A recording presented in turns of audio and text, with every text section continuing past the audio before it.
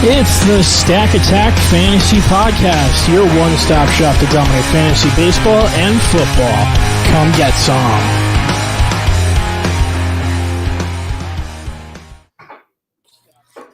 Come get some. Love it, Trevor. Love it. Love it. It's the Stack Attack Fantasy Podcast. I'm your host, Jeff Trella, and with me, as always, my brother from another mother. I'm going to try something here because I couldn't do this last week. Woo! I got you up in the corner. How you doing, up, man? What's good, man? How you What's been? up? How we doing? How's everything going today? I'm good. I finally got a day off tomorrow. I'm a little stressed out from work, but doesn't seem like as bad as you are. I mean, I know the Knicks are playing right now, and that's not off to a good start. I wasn't supposed to bring that up, and it only took 16 seconds. Yeah, I'm going to smile now for you, but that's probably the last one you get.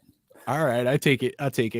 All right, well, flanking him to the left, right, I don't know what direction it is, but it's that direction, is the man of the hour, actually, because we're talking football today. It's Nick Mimi. What's up, brother? What's going on, bro? What's up? I got nothing for you. We survived a rainstorm down here in central Jersey, so we're good to go. Yo, that got serious. We were actually talking about delaying this thing for a little bit because I know you guys in your neighborhood, you got power issues. Yeah. But it got pretty serious over here in like 2 minutes. And you know, my youngest son is a weather aficionado, so he's out. He's outside taking videos and trying to do like a time delay or whatever. And my wife's like, lightning, thunder, time to get in. It was like 1 minute later, my deck furniture is flying all over the neighborhood and everything. And that's why he has more followers than anyone on here. Why? Because he knew it was coming. Because he's the man. Yeah, we'll pump his YouTube page another day.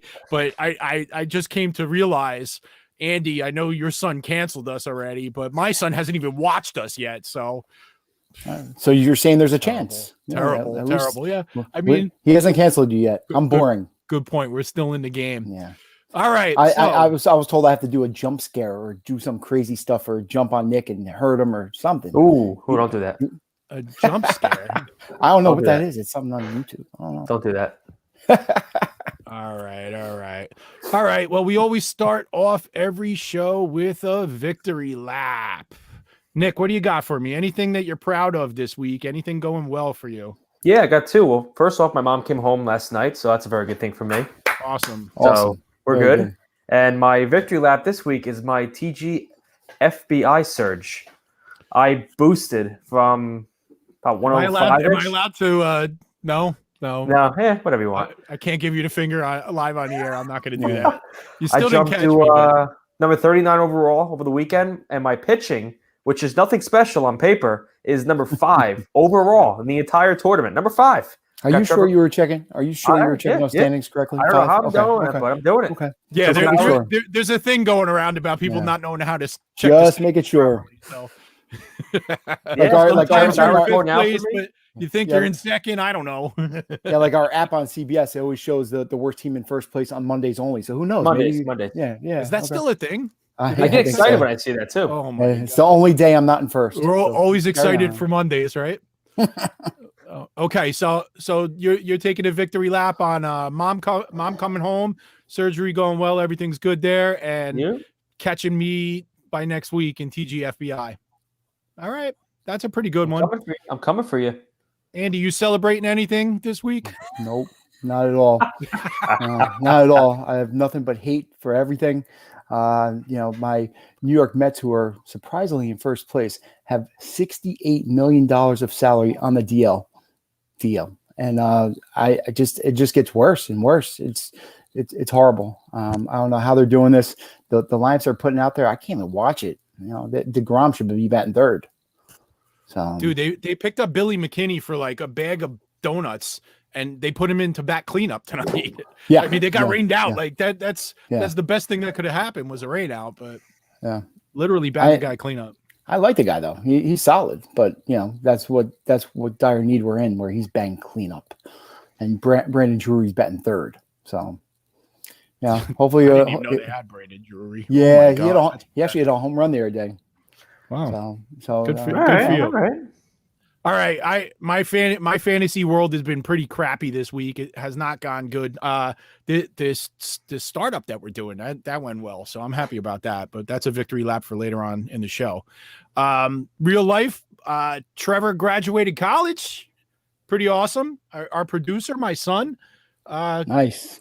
I did not graduate college, so kudos to him for getting that generational thing going. He's the first one in my lineage of myself. My brother did graduate college. My sister did as well, but myself, my dad, and back, none of us did. So there you go. So I'm proud of him for Awesome.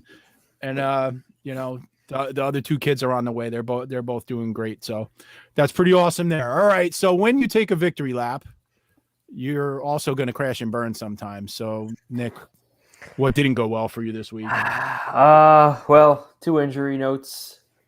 Huascar Yanoa injured. And then my favorite stash that I have is Zach Plesac aggressively taking his T-shirt off and injuring his finger or whatnot. And now he is out too. So what is playing video games or something, I think I read. And we have a video game and we have an aggressive T-shirt taking off her. I don't know how that's possible, but I just did it. And punched a wall. Yeah, that's it. I was thinking somebody else hurt. Nothing wrong with that. Anger's good. He punched the wall. That's a Trader Andy kind of injury. Yeah. Luzardo hurt himself playing video games earlier in the season. That's right. Right. He punched a wall. It's fine. That's Andy right now. Yeah, all right. So Andy, you're all pissed off. So you had to have a few crash and burns, right? All week long. And you know what the one thing is? It was my idea to join a Dynasty startup football league that we're going to talk about. So since we did that, I feel, and I think Jeff said this the other day, the baseball gods are raining down on us with negativity. I can't win anything in DFS for an entire week. I've lost my entire bankroll almost in the last 5 days because I just keep losing. And now I'm not a player like Jeff. I like to play, 50-50s and, try to take a chance, top 50. I'm putting up points, 30 points out of first, and I'm still in 73rd. I'm shocked. So I'm going to take a little break, let everyone stop being pissed at us, let the football draft end, and then I'll come back to baseball. All right. That works. All right. My last week, I took a crash and burn and blamed myself because daily lineups, I was not getting my lineups in on time. That's a thing.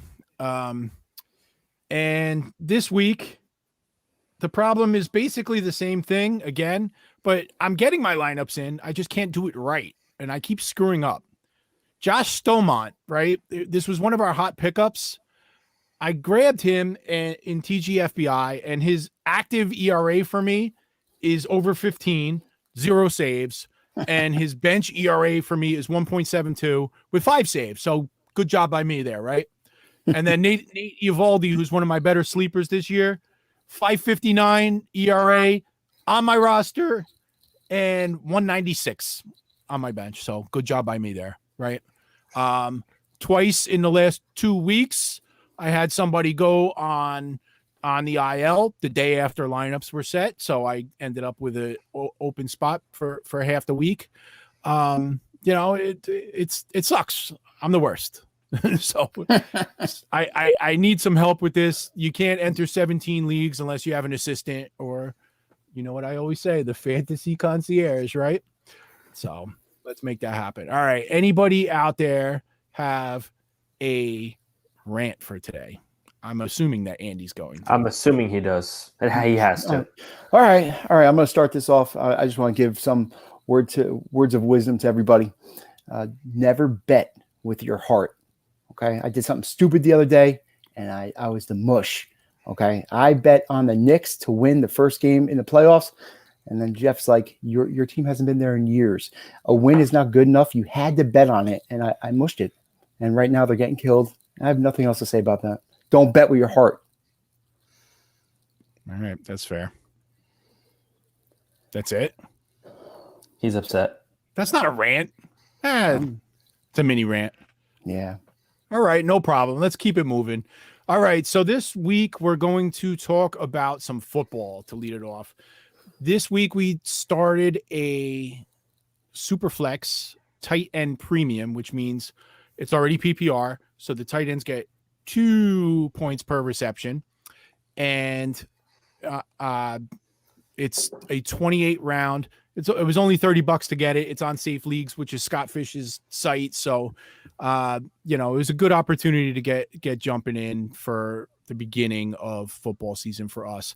Andy had never really done a Dynasty league, so we kind of wanted to introduce him into it too. I've been doing them for a couple of years. Nick and I did a startup last year. So we had a couple of rookie drafts. So we're kind of popping Andy's cherry with this one a little bit. Best ball is also in season right now. I just finished up a best ball too. We're not going to talk about that today, but maybe in a future episode, we'll break down a couple of best balls. But that's what everybody's doing right now. Football is 52 weeks a year, but those that are playing fantasy right now, rookie drafts ended with the NFL draft, and people are doing best balls now. And these startups, you're starting up a dynasty from scratch. You keep your whole team forever, and then there's, depending on the site, either a 4 or 5 round rookie draft later on, where a lot of these startups have a ton of trades during the draft, people jockeying for position and future picks and whatnot. So we did one, we're in like round 19 or something like that. So we're going to break down our own teams, kind of see where we're at. We're going to lead off with Andy. Andy, you drafted from the 6th slot. You had the best, the highest draft slot out of the 3 of us. I think Nick and I were 8 and 9. So it was Snipeville on each other all day long. So you started off your draft, your first 3 picks.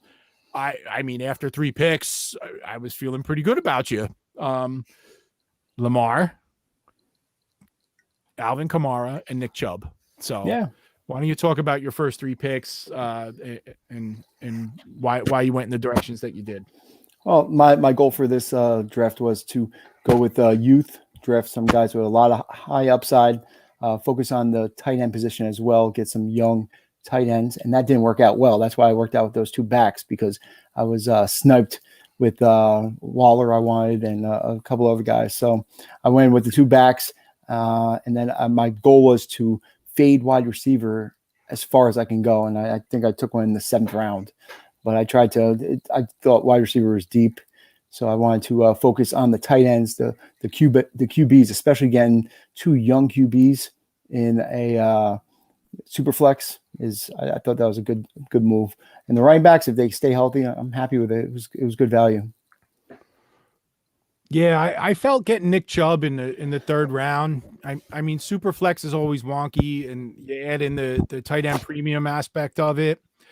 So you have to deal with that. So it's not the same as a redraft, but Nick Chubb, Nick, you could talk to this a little bit. He's going basically top 7 in most drafts, right? Yeah, last year's startup that we did, he was my 2nd round pick actually. And Andy, you sniped me on him. I hope you go 0-17 this season. I was sitting there watching Chubb fall, and yeah, he's going to be a bona fide late 1st, early 2nd round fantasy pick possibly by the end of the off season. All right, so we're pretty happy with your return for 1, 2, and 3. The next 3 rounds seems like there's a little bit of panic in you. This is of all of your tiers. If we go 3 at a time, I think the 4, 5, 6 was the worst of the 3s that you did, where you took Baker Mayfield, which I don't hate in a super flex. He's probably, Nick, you think borderline quarterback 1 this year? Yeah, he's getting Odell Beckham back. He's got Nick Chubb. He's got Kareem Hunt coming back. I mean, I think that's a pretty solid team right there alone. Yeah, we'll talk about some of their offensive weapons later on when we get to my team. But then Mike Gesicki, a little bit of a reach, a little early for him, but I understand in the 2-point PPR that you're looking for that tight end bump. Irv Smith too. I love the pick. I especially in Dynasty. Andy, what did you say? He's 22. It's just 22 years old. 22 years old. Coming in his 3rd season. Alabama product. The sky's the limit with him. The team could be an offensive juggernaut. there may be QB issues down the road. We don't know. That's the one thing with Dynasty. You keep their whole career, so you don't know what his quarterback situation is going to be down the road. But, you did a great job of securing your tight end room with Gesicki and Herb Smith. I felt it was like maybe one round early on both of them. How many tight ends went off before that, though? I just thought they were just flying off the board. They were absolutely. They were. Yeah, it was. So I had to make a move. Yeah, looks like six or seven went off before you. Right. So each team basically, pretty much.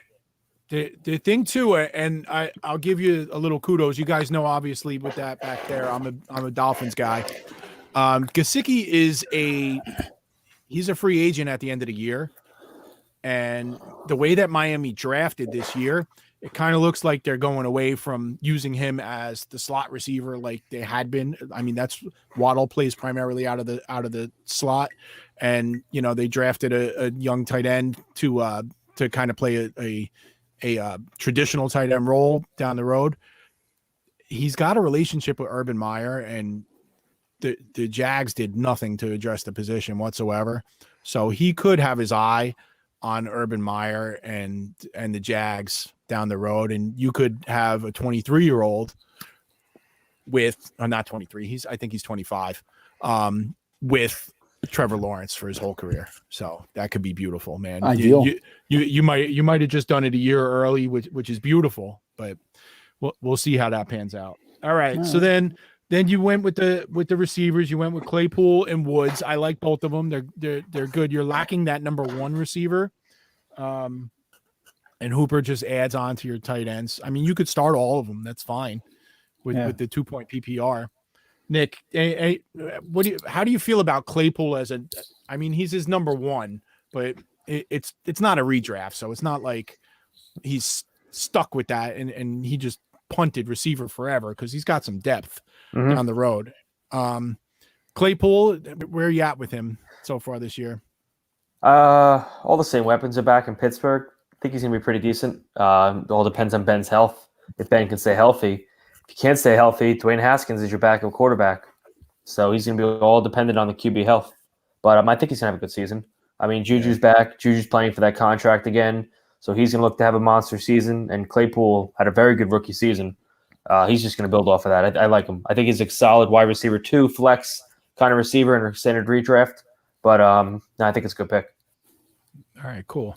All right, Andy. After that, the next 3 picks, you went with Devin Singletary, Hollywood Brown, and Teddy Bridgewater. I know you don't like that. Yeah.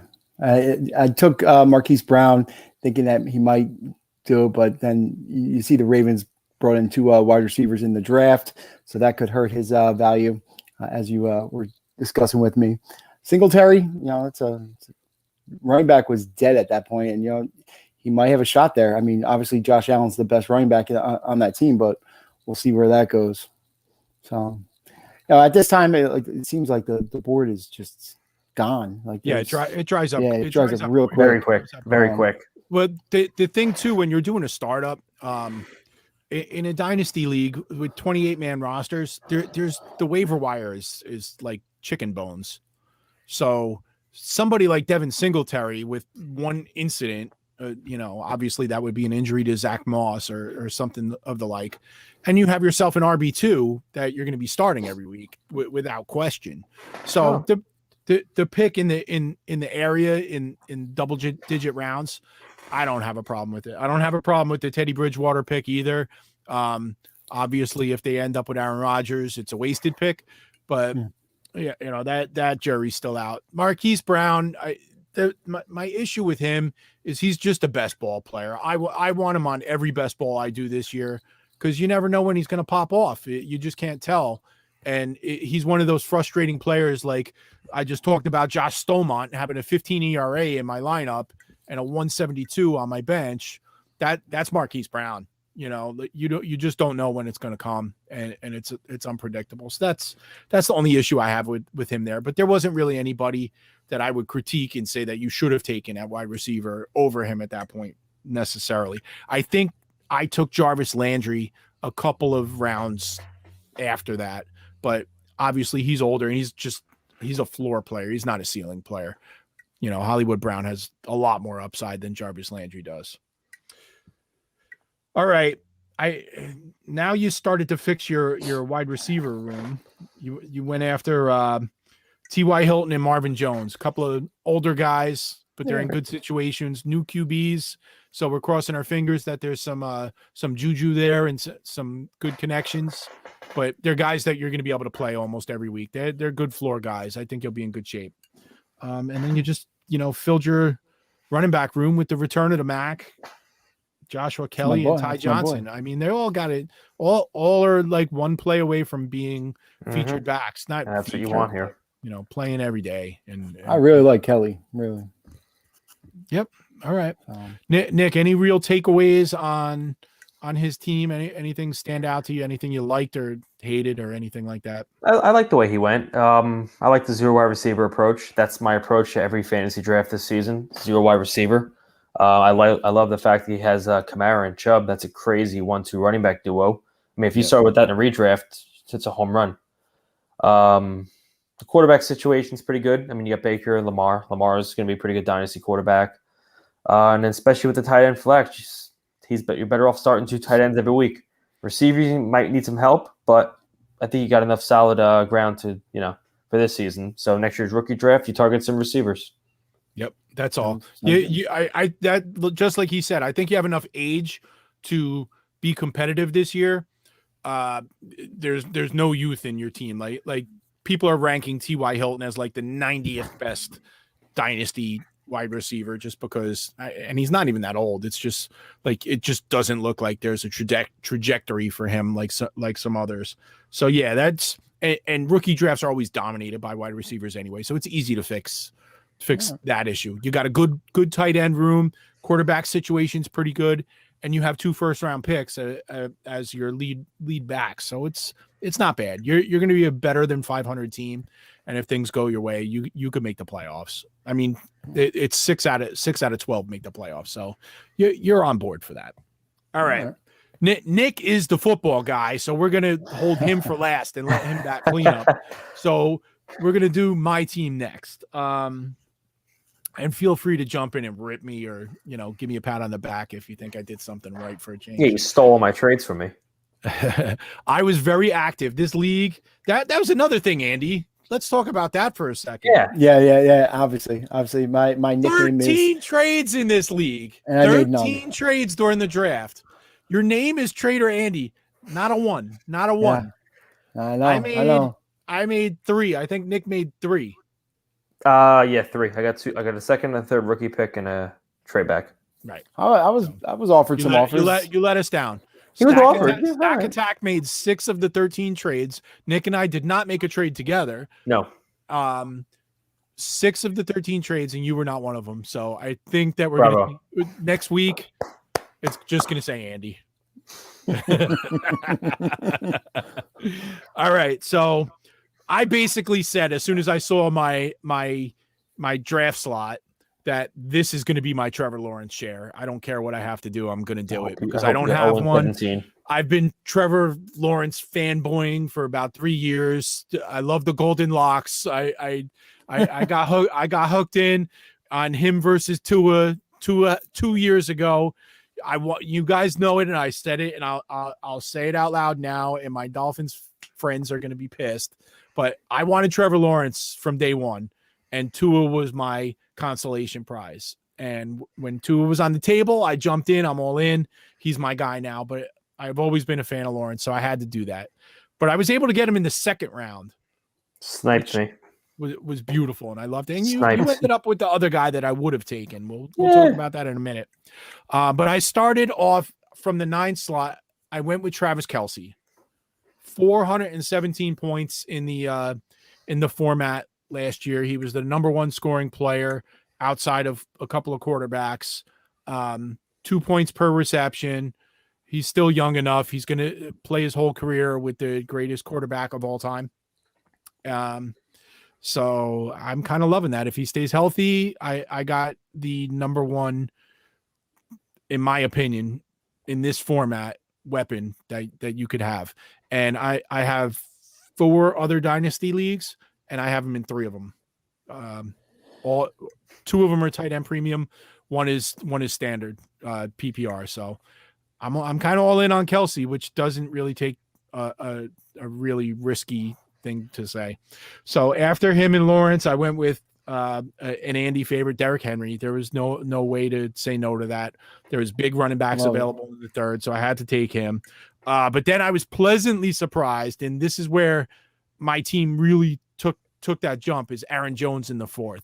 So now I got 2 first-round capable running backs. I got the quarterback that I wanted on the back end of the quarterback ones, but the whole career I love it, and Travis Kelce. So I was pretty happy with that.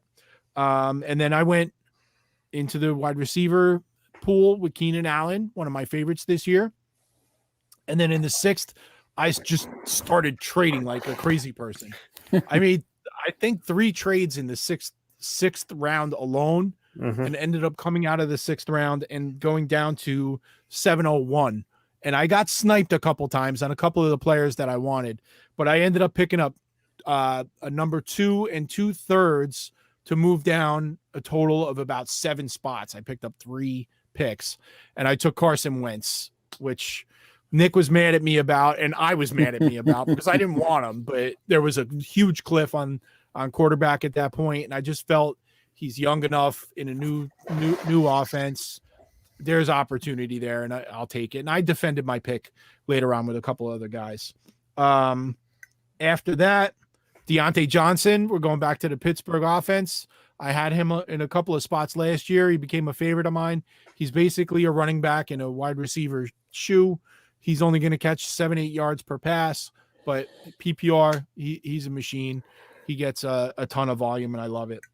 And then I filled out the running back room with Chris Carson and Mike Davis. I could name my team I wanted to name my team the all thigh team, because Mike Davis, with that photo of his thighs on the internet, everybody went crazy for him. I feel in the 9th round, I wasn't really jumping up for him. I was just kind of settling at that point, but I wanted Darrington Evans too, to handcuff with Derrick Henry, but I didn't get him. I just realized that he went in the 18th round. I had him queued up. I was ready to take him, and he was already gone. I didn't realize it, so I was kind of pissed off. Winding out the wide receivers, Beckham, Landry. Then I went a little younger with Kadarius Toney, one of my favorite young players, drafted in the 1st round. I was real high on him out of Florida before the draft, and he just lost a lot of steam with the whole Daniel Jones thing and the Giants. And I just don't think that it's a problem. I think he's going to be used. I think that he's going to have multiple roles. He's going to touch the ball a lot, kind of have similar to like what Tyreek Hill does, where he could go all over the field. Obviously he's not that good, but somewhere along those lines. And then, I just filled the team out. What I was saying about the quarterbacks, I took Taysom Hill. I don't know. Like I can't tell you right now. Huh? He's a tight end. Well, he's played 0 snaps at tight end in his career. Yeah. They don't know what they're going to do yet. Yeah, who knows? But I just figured he's going to be on the field constantly. So it's better than getting a backup. I have 2 quarterbacks that are, Wentz isn't really reliable, but I took somebody because I wanted a backup, and I also took Cam Newton. And this is the first time in my entire life I've ever drafted Cam Newton, and it will be the last. But I just think that there's just so much upside with the changes that they made on that offense, bringing in the double tight ends. I know Mac Jones is scary and whatnot, and if Cam fails, he's going to be on the bench pretty soon. But there's an opportunity there. Yeah, he actually, I was so shocked to see this. Do you know, Nick, he was the most accurate passer on deep throws in the NFL last year? Cam That's Newton. Always been Cam. That's impressive. It's small sample size, but yeah, but still, that's impressive to see that. Yeah, although they revamped their entire offense to basically get rid of all downfield threats. Yeah, pretty much.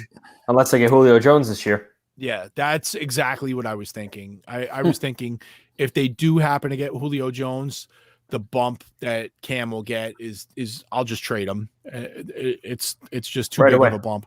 Right away. And I think it's going to at happen that too. in 15th round, what the hell? What else are you going to do in the 15th round? All right. Then I just started getting sniped left and right. It got ugly. I wanted Tariq Cohen. I settled for Phil Lindsay. I wanted Harrison Bryant. You guys know I love him. Yep, Like I have him everywhere. And like in round 19, and the guy picks him one pick before I'm going to take him. And if you look at the ADP on the site, he wasn't like coming up for like another 70 picks. Like what the hell, man? How do you do that to me? How do you do that to me? I don't understand. Andy, you watching your game, the Knicks? Yes. That's why I'm smiling a little bit. You see a smile? All right. I see. I came back from 14 down. We were tied, so. Dude, NBA games don't matter until there's 2 minutes left. Pretty much. I'll be up. My dad knows. My dad taught me that at a very young age. Just give him 2 minutes. That's all. Jeff, you kind of sniped me too in one of your last picks. I was looking for a tight end. I'm like, Brevin Jordan. Let me go take him. Looking, and he's gone. And I just realized he's on your team. I wanted you to have him. I took Brevin Jordan as a consolation for Harrison Bryant going. So it was painful. And then that's when the Darrington Evans came in that he was gone. And I'm tilted. I don't want to talk about the end of You're on the clock right now too, by the way. So, yeah, they'll wait.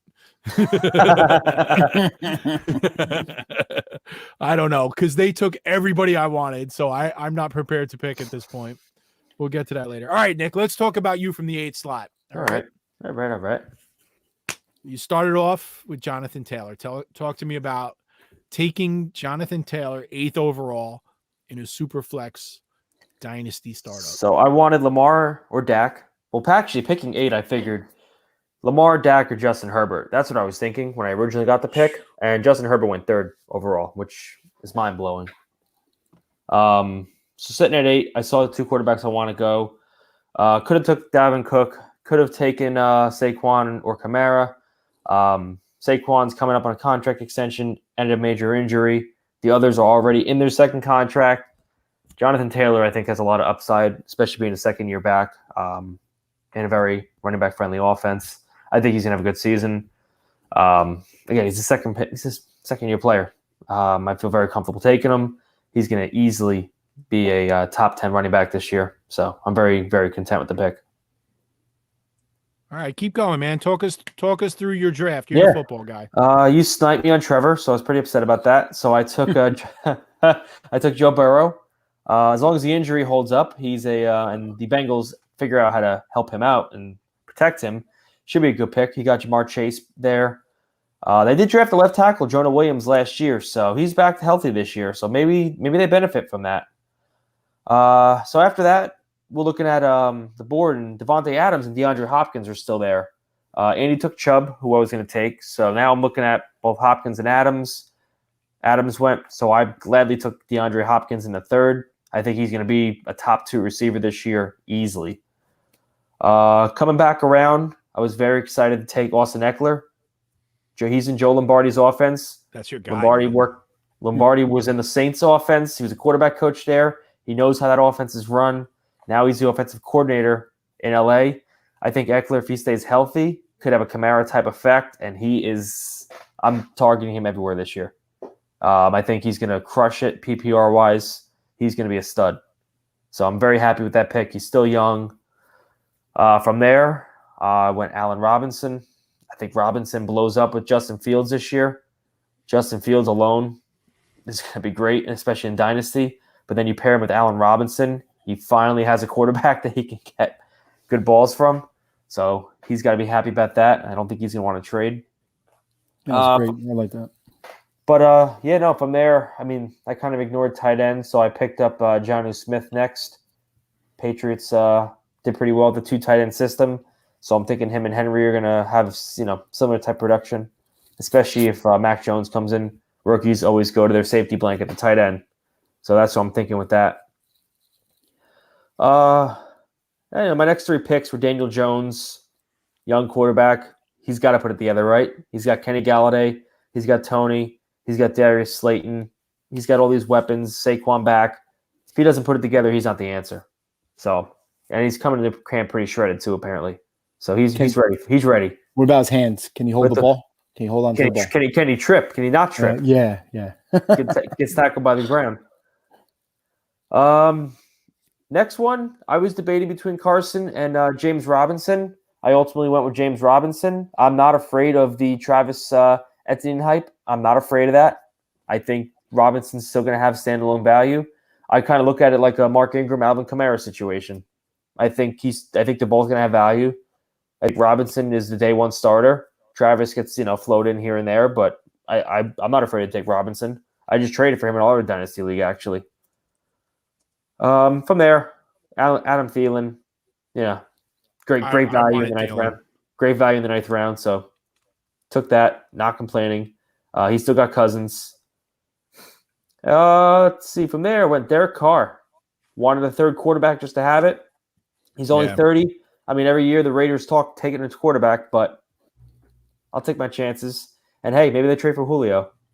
I know they're in the realm of possibility. I took my boy. The next two picks I was very excited about. I took Elijah Moore. I'm a Jet fan, as you see. I think Elijah Moore has a Deebo Samuel type effect, but not until midseason. I don't think he's going to get off the ground right away. So pretty happy about that. From there, Curtis Samuel. He's only, what did I say, Jeff? 24, Curtis Samuel? Yeah. He's only 24, and he's on his second contract already. So I think Washington's going to use him pretty well. I mean, Fitzy's starting day one. He's going to him. So I'm pretty excited about that. And from there, Gus Edwards I took. I think he's going to split a lot of time with Dobbins. I think Gus Edwards will have his own value. He is the perfect zero running back target, Gus Edwards, and he's Rutgers' pride, which is great. From there, this morning, I fell asleep last night because 30 is the new 40, and I passed out early. So I woke up at 5 a.m. and I took Jared Cook, 34-year-old Dynasty tight end. I will take a 1-year flyer on him in the Charger offense. Yeah, I think he's got a great landing spot, man. Yeah, why not? Why not? I think that's awesome. Herbert's going to crush it, and Cook can only benefit from that. Definitely. And then from there, I'll talk about one of my running backs I'm excited about, but I took A.J. Green in the 18th round, I think it is. Why not? Took Dwayne Haskins, J.D. McKissick, and a running back I took that I'm actually very excited about. He's an undrafted rookie. I think he's going to have an impact this year. He's in Atlanta. It's Javian Hawkins. He's undrafted on Atlanta right now. I think he has a clear path to that RB2 spot there, and Mike Davis is the RB1, but Hawkins ran a 4.4. I think this kid can easily come up. I think he's going to be that, what was it, 2 years ago, the Darwin Thompson hype when he was getting pushed up draft boards left and right. I think that's going to be this kid come July, August. They're going to see him in one preseason game, and all of a sudden he's being drafted in the 10th, 11th, 12th round in a standard redraft. So I think that kid's got potential. I'm keeping an eye on him. Best ball, Dynasty, I think he's a pretty good flyer. All right, nice. All right, we got a question in the chat from Forrest Law. He wants to know what we think about two players and where they landed in this particular draft. And he thinks we're cool. He says we're cool. So hell yeah, man. We got to answer this question. All right. So I just looked it up. That's why I'm not paying attention as you're talking. He wants to know about Antonio Gibson, who went 505 overall, and DJ Moore at 5.12. So to answer your question for us, both of them went in the 5th round. Superflex. Remember, there's tight end premium, though, so some of the tight ends get pushed up. So if your draft is a Superflex that is a standard tight end, no premium, you might be looking about a round higher, as all these tight ends would get pushed back other than Kelsey. Okay, so Nick, why don't you take those two players, Antonio Gibson, DJ Moore, give us an opinion on them for this upcoming season. DJ Moore, he's got a new quarterback. He's got Sam Darnold.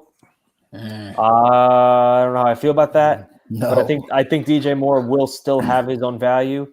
Kind of worries me a little bit. because I think Sam's going to constantly look to Robbie Anderson because he's got that chemistry already with him. So I think Robbie's going to get some more targets early. I think Moore will settle in there, but I am a little concerned. I don't know if I'm going to touch DJ Moore right away, but I mean, he seemed pretty good last year, so I don't know. I'm a Jet fan, so it's very hard. He is Darnold. Yeah, hell no. I've seen Darnold play. He's good. He shows flashes, and then he shows absolute dumpster fires. And he sees ghosts. He sees ghosts. So I don't know. I like the talent in DJ Moore. I don't like the quarterback situation. I would have felt a lot better if the Panthers took a quarterback in the first round, but we'll see what happens. But before you go on to Antonio Gibson, let's talk about this through the same lens that we talked about the Jets last year. Okay. Trash. So what's going to happen? Trash. And this is exactly what I said, and it happened. Either Sam Darnold is going to step up and become a middle of the pack NFL quarterback and be competent, right? And therefore be able to support somebody like DJ Moore, meaning top 12 to 18 quarterback at the worst, right? Mm-hmm. If that doesn't happen, that means they sucked and they're going to be at the top of the draft and they're going to be getting him a superstar quarterback, right? Bingo. So there you go. So I'm not that worried about the quarterback situation for Dynasty. He's quarterback proof. I think he's for DJ Moore, right? Because he's either going to get an improved and a top skill set of what we thought that Darnold could do 3 years ago, or he's going to get flushed down the toilet and they're going to draft a top 10 in the draft quarterback. Yeah, as you just said, that's a great point. I mean, they're trash, and now all of a sudden you're looking at top 5 pick, top 10 pick that can get you a good quarterback. And the question is he a good value in the 5th round? I think in Dynasty, I think that's a great spot for him. Redraft, I think he's a wide receiver too, a very solid wide receiver too. Matchup proof, I would still start him every week. But I think the 5th round is a pretty good target for him in the Dynasty at least, because like you just said, he can get a top tier quarterback next year. Okay, all right. So what do you think about Antonio Gibson then? That's a player I had some success with last year. He Thanksgiving last year, he absolutely crushed it. I think my wife had him in our family league, and I didn't hear the end of that. She ended up playing me in the championship, actually, which was fun. I think Antonio Gibson's got good value. It's Ryan Fitzpatrick, Fitzmagic, the beard. It's all back. I think Gibson's a pretty good play, obviously. Got to worry about McKissick stealing what did McKissick get last year? I think I read something like 80 targets he got. Yeah, it was ridiculous. Out of the backfield, that's insane. But I think Gibson's going to still have that touchdown. He's the goal line back. There's no competition there. He might see the passing downs, but the first and second down, I think he's a very solid running back too. In this format, you can't go wrong. He's a second-year player. McKissick's like 26 or 27 already. So in 2 years, Gibson's going to have at least Washington's got to draft a quarterback at some point. But for now, you got to ride the Fitz wave. There you go. All right. So you think at 5'12", that's pretty good value, right? Oh, 100%. Yes, 100%. 100%. I think I love him. He should have gone in the 4th round, I think. How come one of us didn't have him? Like, he went too quick. We're going to have to look that up. Too quick. We just said it's great value. Like, where'd he go in the 5th? Who did we take in the 5th? So I took Allen Robinson. You took Allen Robinson, so you already had 2 running backs. Yep. Andy already had 2 running backs. Don't talk to Andy. I already had 2 running backs. That's why. Oh boy. That's why right there. Yeah, I had my 2 running backs. My Austin Eckler share, who I'll be pounding up and down the table of the draft this year, like I did last year. Right. Wow. Forrest just called you out, bro. 108 targets last year. Oh my god. Incredible. Oh my god. And I took him. I took him late. That is an excellent flex. Wow. Yeah, no doubt. All right. So we kind of went a little longer than we wanted on this draft. Andy, is there anything else about this draft? Not necessarily your team, my team, his team. Anything globally that jumped out at you that you were really interested in that you wanted to point out at all? No, it was just it was my first Dynasty draft. It's a lot of fun. We had a live group of guys there. Really cool. A lot of talking, trade talking. Even though I didn't make one trade yet, which I'll work on that. Yeah. A lot of sniping. I had a list of guys that went off before I wanted them before they went. So I'm happy with it, and I'll improve every year. So sounds good. You have the rest of eternity to improve. So, all right. I have one takeaway on this draft. My favorite team outside of the three of ours, not saying that we have the three best, but just excluding us, was Heels 23. The team, Craig is the owner. Hopefully he's watching. If not, I'll tell him to check it out.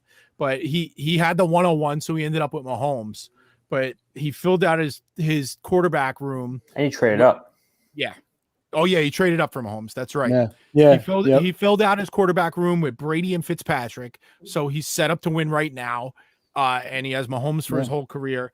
And then he picked up Kellen Mond, which was a good move to take something with some longevity. Mm-hmm. I would have liked to have seen him take Kyle Trask to kind of handcuff with Brady, and then you're feeling good about the future. And he didn't get him. Good. Maybe that's a good trade aspect that he might want to look into, although I just blew up his spot on that. He went a little younger on the running backs after taking Joe Mixon, who's one of the big hype guys this year, as an RB1. He traded up for Najee Harris, and he took the Jets guy, Michael Carter. So he looks young and solid. Yeah, I love that pick. Right. So this team's looking good right now. He took Justin Jefferson, I believe, in the second round. Yep. You can't go wrong there. I mean, this guy's a superstar. And he backed him up with Calvin Ridley and Kenny Golladay. So that's a solid wide receiver, 1, 2, 3. And then I actually helped him with this, and I know it screwed Nick over because I know he was focused on this guy. What the hell did you do? He traded with me in the 6th round. They gave me number 2 for Noah Fant. Yeah, I hope you lose every game. So he got Fant. We don't know about the quarterback situation there, but he's definitely a top 6 or 7 tight end option. Yep.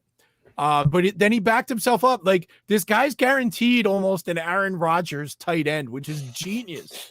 He took Noah Fant, and then he took Robert Tonyan. Like, that was so freaking smart. What like, I love what this kid did, man.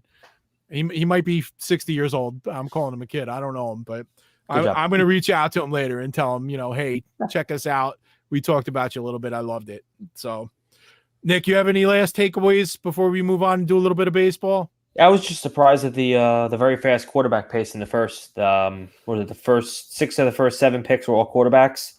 Kyler went 2nd, Herbert 3, Allen 4, McCaffrey went all the way to 5, which I was very surprised about. Lamar, Dak, and then I took Taylor. And then the quarterback, I kind of died off after that, but that was a very quick pace for me. I wasn't expecting that. I expected quarterbacks to go early, but not that early. So it's a little crazy. Yeah, I hear you. Different monster. Yeah, it is what it is. But we'll definitely do a couple more of these startups later on. What I'll do is next time that we do it, I'll tweet it out, and maybe some of our listeners and some of the folks that are checking us out right now could join us and go against us and then beat us because they already know who we're going to take. So, all right. Football's early, man. This is the time for startup. We're going to start doing best ball. So here we go. Best ball time. Strap on. We're getting ready for it. All right. Let's transition back so Andy could talk a little bit more and talk some baseball. All right. We always recap the week in baseball. It's been a pretty crappy week with the injuries. We saw a lot of them. Andy, I want to talk about the Seattle Mariners first. Yeah. Because one of the guys we were pretty excited about. Let's talk about their whole pitching rotation. Logan Gilbert is just not the bee's knees so far, man. What have you seen? Should we pump the brakes on this guy a little bit, or is it way too early? Too early. Be patient with this guy. If someone wants to dump him off and you can buy him on the young cheap, go for it. He's done well everywhere he's gone. He's just his control is not right there right now, but hold on to him. He will be good. The whole team is just gonna soar. Like their team is set up to in 2 years. Like they're gonna be great. Like it's gonna be really fun to watch them.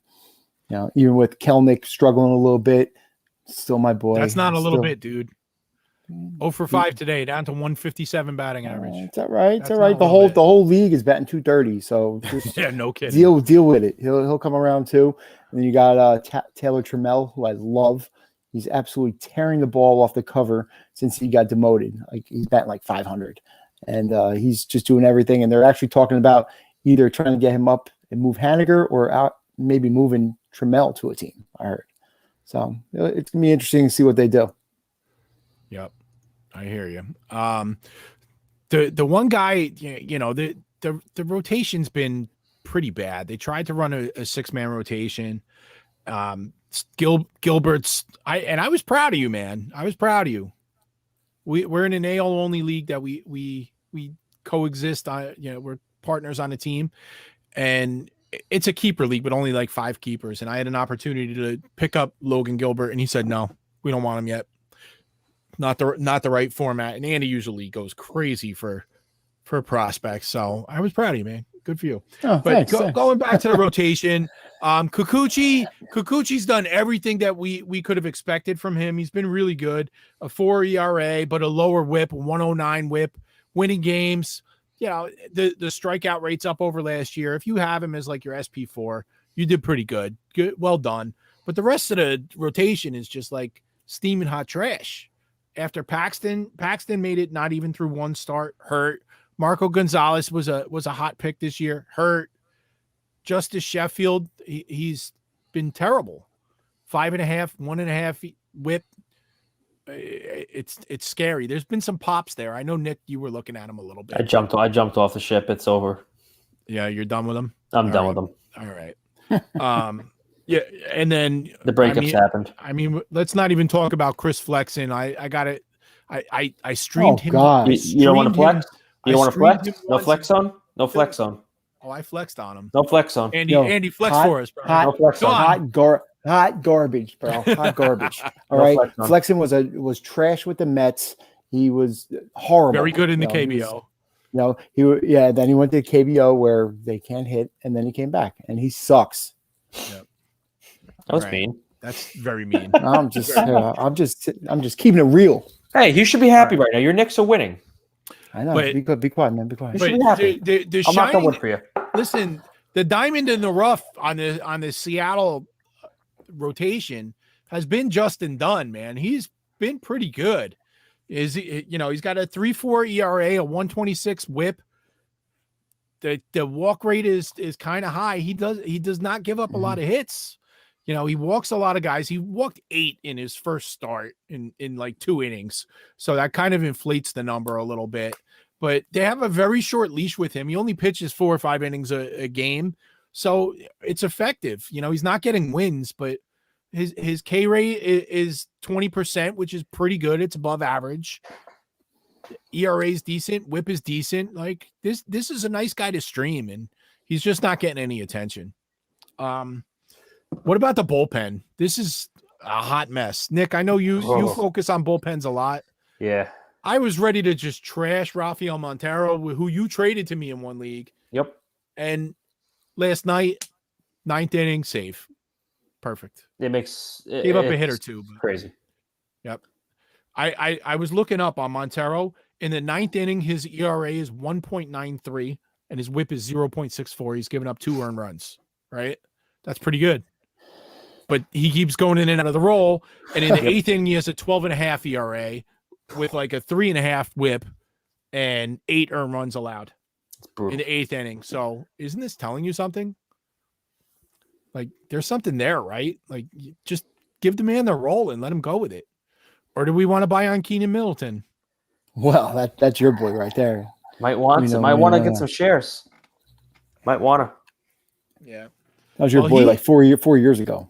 He had a clean 9th inning save 2 days ago. Yeah, I saw that. And I was ready to go, man. When we were putting the notes together for this podcast, I was ready to yeah, we did it. It's Keenan Middleton.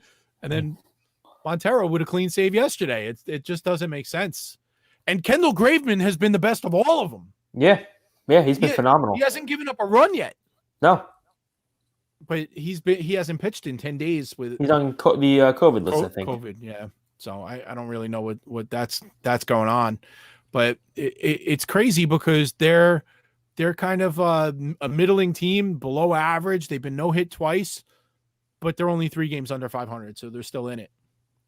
You know, so I'm still a fan of them. I think what Andy said. Let's buy him in Dynasty and let's get ready to take off. And just to close on the Mariners. I saw that, Andy. Mitch Haniger's a stud. What He's happened? going to get traded. Yeah, he's going to get traded, but I don't care where he is. He's been a superstar for us. All right. Any other players you guys want to talk about? I know the injuries have been absolutely insane this week. Andy. Oh, man. Yeah, I got something for you. Go for it. Oh, man. To add to the negativity of the week, Byron Buxton, my boy, had a setback, and he will not be returning from the DL again. Same old song. This surprises no one. No one. I'm the moron. I'm the even moron. Mama Buxton is not surprised by that. Yeah. But yeah, there's one guy that's actually coming up tomorrow, Alex Manoy from Toronto. Obviously, he's going to be taken in every league, dynasty leagues. He's probably taken, if not a long time ago. Yeah. Use every dollar in fab, and that might not be enough. Quick thing. I mean, he's a fastball, curveball pitcher with a developing changeup. And when I look at him, all I see is one player, and I know you're going to love this, Jeff. Lance Lynn. Big, burly right-hander throwing gas, getting ground balls. I really like it. And I think that he is the one person right now that can come up from the minor leagues that this year that is going to really help you down. Okay. All right. Andy, any other players you want to focus on this week? What about that kid from Texas? Right, we could talk about him a lot. I know Nick's excited about him too. So curious to see what happens. I want to see how the year ends. Curious to see what happens. He's dominating. Yeah, he's gonna keep it up. Is he gonna keep it up though? Yerman who? Yeah, another home run. 90. Now he's a 99 Mercedes, so Toyota Corolla. He's upgrading. He's getting better. Yeah, I mean, he was sold from the Cardinals. I mean, look at all the hitters that the Cardinals gave away. Voit, Rosarina.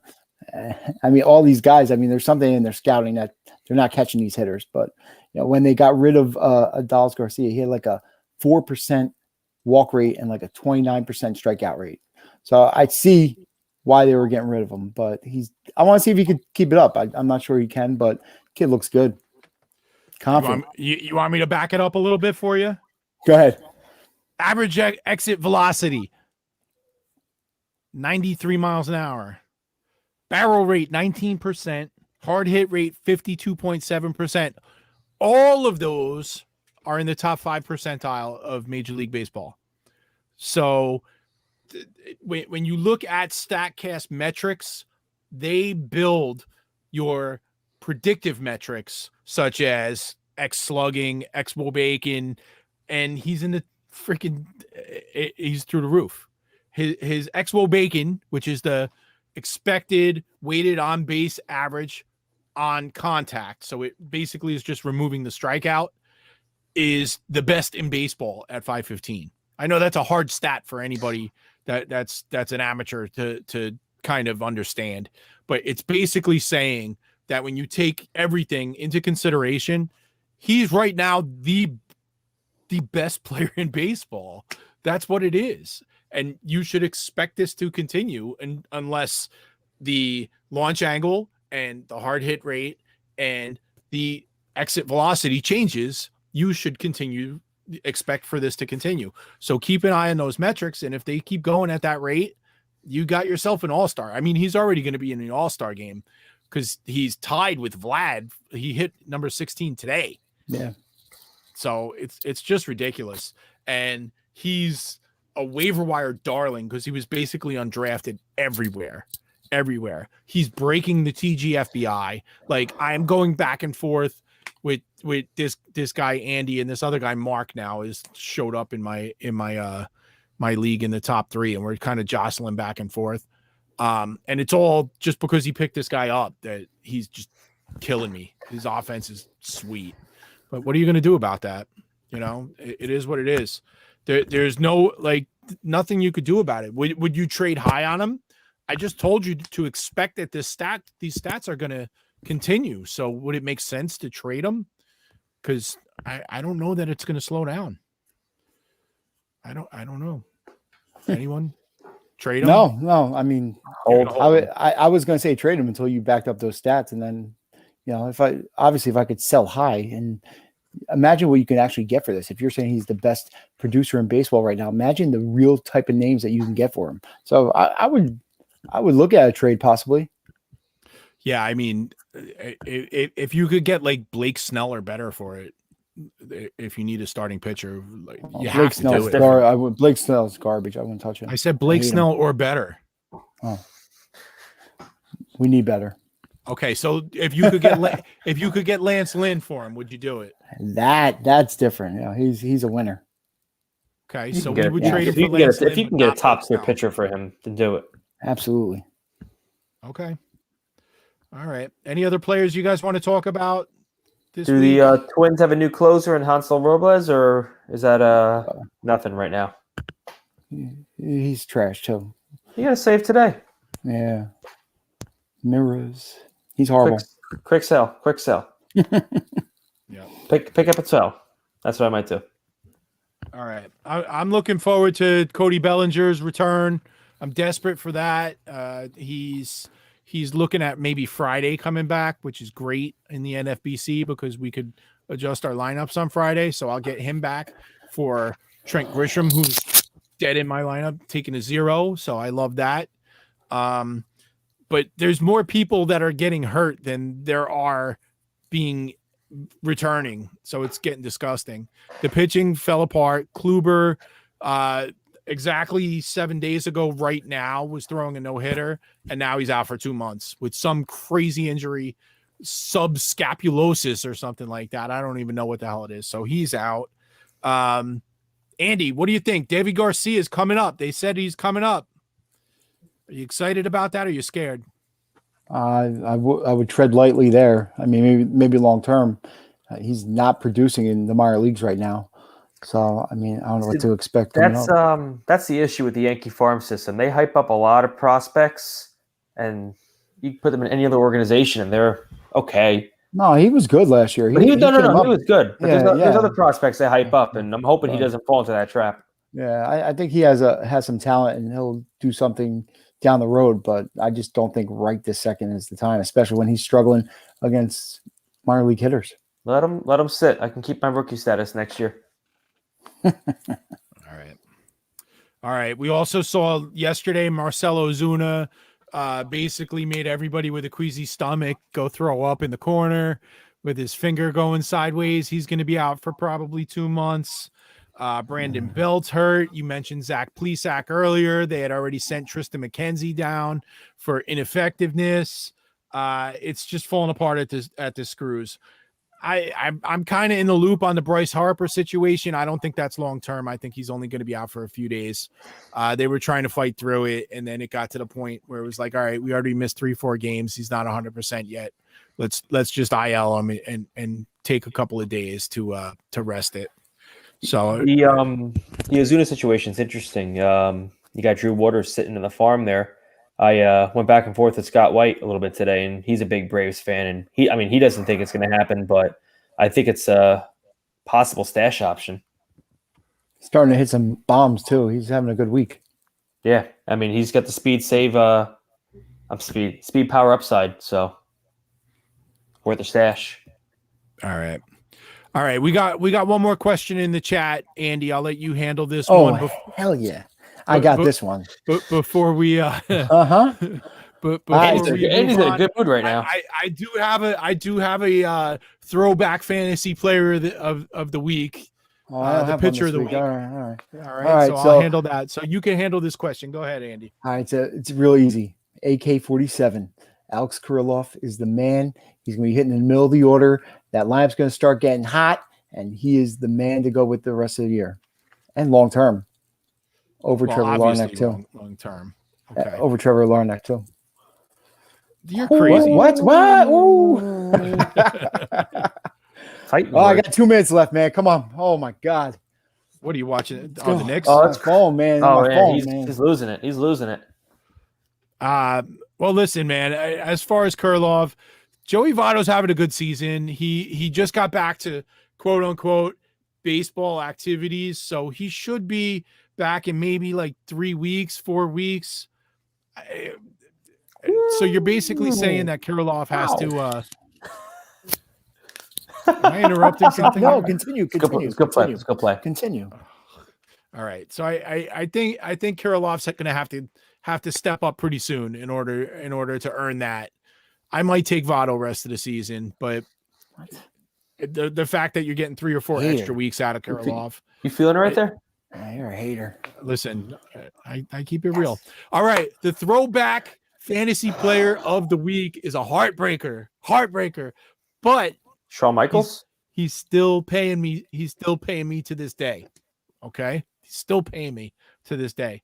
Mark Pryor was my guy. I remember threatening lives if somebody picked him. We, in our home league, we have a minor league draft, and I had the number 1 pick, and it was like, if anybody tried to draft him in the auction or anything like that, I was going to basically just destroy them and all. And it went down. I ended up getting Mark Pryor of the Chicago Cubs. And there was, he went on to give me 1 season. He had 1 year that he went over 200 innings pitched. He did have 245 strikeouts that year and a 247 FIP. That was before FIP existed. But I mean, it was just a dominant season. And that was the Steve Bartman season. And he's the guy that pitched the ball that caused that whole situation. He was on the mound when the foul ball went into the left field stands, third base stands, and Steve Bartman, who lives in infamy to this day, made that play. But Mark Pryor, and I said that he's still paying me to this day. He's now the Dodgers pitching coach. He was with San Diego for a little while, but he's the Dodgers pitching coach now. And the reason he is because when he was coming up out of college, he had the perfect mechanics. There's never, ever, other than Greg Maddux, seen a pitcher with such good mechanics as Mark Pryor. That's why I was so shocked that his career was filled with injuries, because he just did everything right and it just didn't work. So the throwback player of the year is not always going to work out. And that's one situation that it just didn't. But I appreciate what he's doing with Trevor Bauer now. I love every time he goes out onto the field and takes the mound and gives me a W. Even in a bad start the other day, he still got me a W. And then he did this on the way out. Did you see that? That was like 2 of the worst innings you've ever seen pitched in your life. He could not locate anything except his fastball. And they're booing him in 126 pitches. And he does this. But he got the win. Yeah. All right. We've been long-winded. We broke our own personal record for time here. I'll make sure Justin Mason knows that. You guys got anything you want to embark on before we leave? Andy, you got anything else intelligent to say whatsoever? Let's go Knicks. We're looking good, buddy. Did they win? No, we're close. It's 40 seconds left. We're up by 9. But Reggie Miller's not playing, so we're okay. Ooh. Did they cover the spread? I ain't bet, man. Never with the heart. You don't even know the spread. That's beautiful. No, it was mine too. He knows. All right, Nick, you got anything to add to this? No, I got nothing. Just Memorial Day weekend coming up. Once we finish that, we'll be in the June, and we're getting closer to redraft season. Best balls are starting to kick off now. It's a beautiful time of year. All right. Awesome. Yeah, guys, after we finish up this, it's time to move on to best ball. Underdog app has some really good contests going on. I already did my first one. I just finished it up today. We'll talk about that another time, but that's what you need, man. If you're doing startups or best balls, come hit us up. Twitter. He's at NMimi. He's at AMAC22NJ. I got it right that time. And I'm at JTrella20. Guys, let's head out of here, man. Thanks for all you do, Trevor. I appreciate you. Let's go. Take us out. Peace. See you later.